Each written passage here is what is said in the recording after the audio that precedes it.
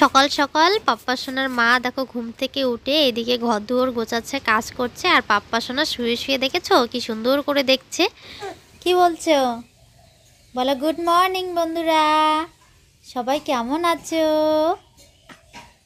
বলো বলো। তোমরা কি জানো আমার ঝুনঝুনিটা ভেঙে গেছে আমার হাত থেকে পড়ে গিয়ে, কিন্তু মা এটাকে দেখো খুব সুন্দর করে আঠা লাগিয়ে আবার জুড়ে দিয়েছে। এখন আমি এটা দিয়ে খুব সুন্দর করে খেলতে পারি বলো। নেই নেই বাবা নেই, তোমাকে নিব তো নিব। তো এদিকে দেখো বারান্দা অনেক ভেজা ড্রেস রয়েছে। তো অন্য অন্য ড্রেসগুলো একটু হালকা পাতলা, কিন্তু এই কাঁথাগুলো তো একদম ভেজা আর ভারী। এগুলো তো সকাল সকাল বের করে না দিলে শুকোবই না। আর পাপ্পাকে নিয়ে তো আমি একা এগুলো রোদ্রে মেলতেও পারবো না। তো এইটা তবু আর কি এক হাত দিয়ে মিলে দিচ্ছি, রোদ্র এসে গেছে আর ওগুলো পরে মিলে নিব। আগে চলো একটু আমাদের নতুন ঘরটা ঘুরে নেই। আসো তোমাকে পুবের হাওয়া খাওয়াই।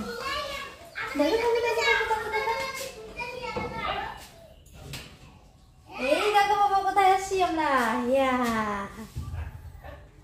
শুভ সকাল বন্ধুরা, নন্দিনা ব্লগ ফ্যামিলিতে সকলকে অনেক অনেক স্বাগত আর ভালোবাসা জানিয়ে আজকে নতুন একটা ব্লগ শুরু করলাম।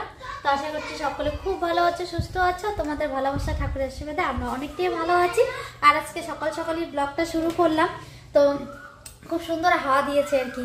আর ঘুম থেকে উঠেই এই যে পাপ্পাকে নিয়ে শোয়ার ঘরটা মানে এটা ওটা করে আর কি গুছিয়ে নিলাম কোনো রকম ভাবে আর কি। সেরকম ভাবে গোছানো হলো, কোনো রকম ভাবে তো গুছিয়ে নিয়েছি পাপ্পাকে শুয়ে রেখে। আর এখন কি বলো তো, ওকে শুয়ে রেখে অনেক কাজ করা যায়, মানে এই পাশে ও পাশে বালিশ দিয়ে। এখন আর খুব একটা অসুবিধা হয় না, শুধু এই বাইরের কাজগুলোই করতে পারি না।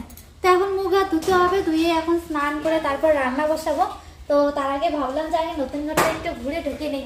কি বলতো তোমাদেরকে সেদিন তো বললামই, মানে নতুন জিনিসের মানে মজাটাই অন্যরকম, তাই না? সেটা নতুন সাইকেল বলো, বাইক বলো, বাড়ি বলো, সে টিনের ঘর হোক ছাদালা ঘরই হোক, তাই না? মানে অন্যরকম একটা লাগে। তো আমরা তো এখন থাকতে পারছি না নতুন ঘরে, যে কারণে প্রত্যেক দিন ঘুম থেকে উঠে কি বলতো আগে এই ঘরটা আসবো, এসে জানলা দুটো খুলে দিব, খুলে একটু জানলার পাশে দাঁড়াবো। আর এই দিকটা দেখো কত সুন্দর হাওয়া আসতেছে। এটা কিন্তু আমার পূর্ব দিকে জানালা, পূর্ব দিক থেকে খুব সুন্দর করে হাওয়া আসতেছে, এই যে দেখো। আর এখানে পাপ্পাকে নিয়ে আসে প্রত্যেকদিন ঘুম থেকে উঠে, ও জানো তো খুব খুশি হয়, এই যে দেখো না। তো চলো এবার মুখ হাত ধুয়ে কাজে লেগে পড়ি, তাই না? সবে মাত্র ঘর দুয়ার গোছানো হলো, ঝাড় দেওয়া হয়েছে, কিন্তু এখন এই যে মেন কাজটাই বাকি রয়েছে, সেটা হচ্ছে সকালবেলা স্নান করা একটা বড়সড় কাজ। আর বড়সড় কাজ হচ্ছে একটা রান্না করা, জানো তো। সকাল সকাল যদি রান্নাটা সেরে ফেলি তাহলে অনেকটা কাজ কমে যায়, সারাদিনে অনেকটা ফ্রি ফ্রি লাগে। আর রান্না মনে হচ্ছে একবারেই করতে হবে আজকেও। তো চলো তারপরে এই যে এগুলো ঘর দৌড়ে এগুলোর কাজ বাজ করতে হবে।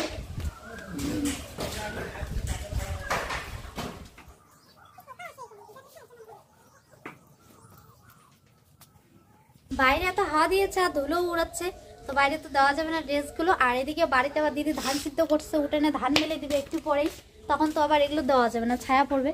তো স্নানের আগে ভাবলাম যে এগুলো তাড়াতাড়ি করে গাড়ির জন্য তো বাইরে দেওয়া যাবে, গাড়ির জন্য তো সমস্যা।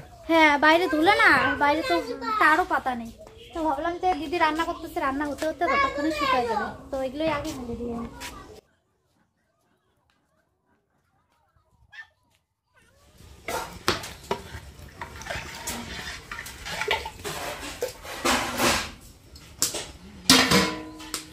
আজকে যা হাওয়া দিচ্ছে, জাল একদম বাইরে বের হয়ে আসতেছে। স্নান টান করে রান্না বসালাম। কথাগুলো কিরকম শোনা যাচ্ছে না বলো? সর্দি লাগছে পুরো, জানো তো। হঠাৎ করে কালকে রাত্রিবেলায় সর্দি লাগছে, তো আজকে কিরকম যেন গলার ভয়েসটা একটু চিকন চিকন হয়ে গেছে, মানে নাকটা কিরকম একটা পনপন করতেছে না, ভালো লাগতেছে না, মাথাটাও ভারী ভারী লাগতেছে। তো যাকে চলো এখন দেখি কি সবজি রান্না করি। ঘরে তো সবজি সেরকম কিছুই নেই, কি রান্না করবো বুঝতে পারছি না। শুধু রয়েছে কি বলতো ঘরে, এদিকে রয়েছে যে আলুর দাম, কিন্তু আলুই রয়েছে দেখো ঘরে প্রচুর।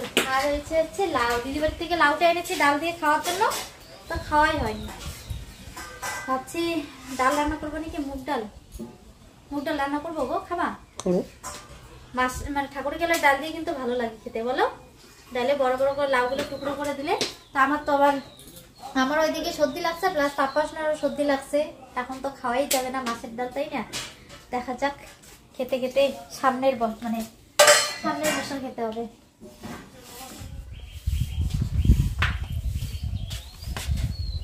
ভাবলাম যে এগুলো দিয়ে তাড়াতাড়ি করে খাবো, ঘরে তো সবজি নেই, ভেবেছিলাম একটা গাছ থেকে কাঁঠাল বেড়ে কাঁঠালের তরকারি রান্না করবো আজকে, মানে নতুন স্টাইলে আর কি।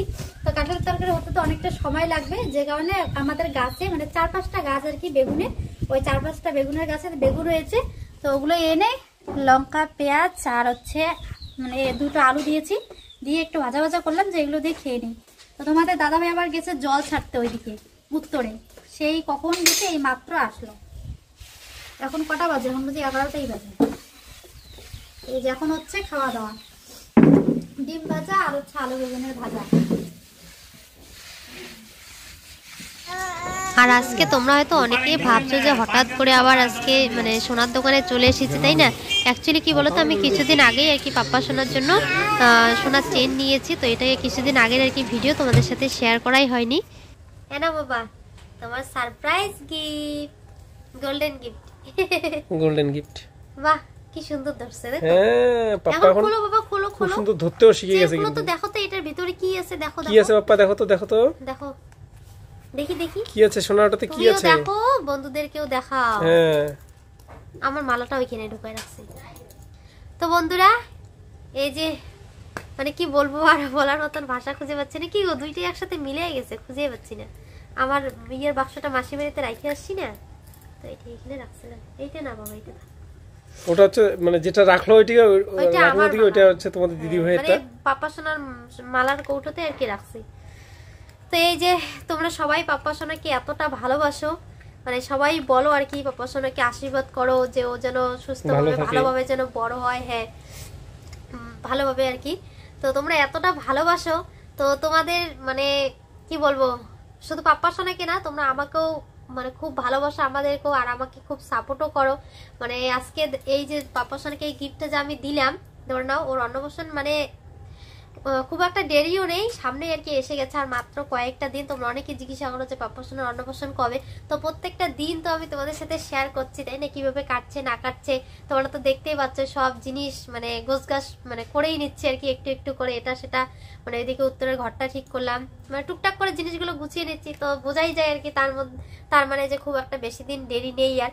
তো যে কারণে আমি এই মানে পাপ্পা সোনার আর কি মালাটা মানে তোমাদের ভালোবাসা আর কি, মানে ইউটিউবের টাকায় অনেক কষ্টে সরাসরি তোমরা মানে ভালোবাসাটা দিতে পারোনি ঠিকই, মানে প্রত্যক্ষভাবে না দিতে পারলেও পরোক্ষভাবে কিন্তু তোমাদেরই একটা বড় উপহার আজকে পাপ্পার, হ্যাঁ পাপ্পা সোনাকে আর কি মানে দিতে পেরেছি আর কি আমি। একটু তোমরাই দিয়েছো আর কি, তোমাদের জন্যই সম্ভব হয়েছে, তোমাদের জন্য সম্ভব হয়েছে। আমি শুরু থেকেই তোমাদের দিদিভাইকে যথেষ্ট করে জমিয়ে অনেক কষ্টে পাপ্পা সোনার জন্য এই গিফট আর কি এনেছি। আর সোনা কেনার মতন সামর্থ্য তো আমাদের নেই, তারপরেও আর কি মানে এটা দিতে পেরে আর কি ভীষণ খুশি হয়েছে তোমাদের দিদি ভাই। হ্যাঁ যে কারণে ধরে নাও মানে কি বলতো, নিজের জন্য না হোক, যখন একটা মানে বাচ্চা যখন একটা মানে ঘরে থাকে না, তখন মনে হয় সারাক্ষণ যদি বাজারে যাই কোনো কিছু নিতে, তখন কেন জানি না এখন মানে নিজে কিছু নেওয়ার আগে পাপ্পা সোনার কথাটাই আর কি মনে পড়ে, যে পাপ্পা সোনার জন্য এই জিনিসটা নিব, এই জিনিসটা নিব।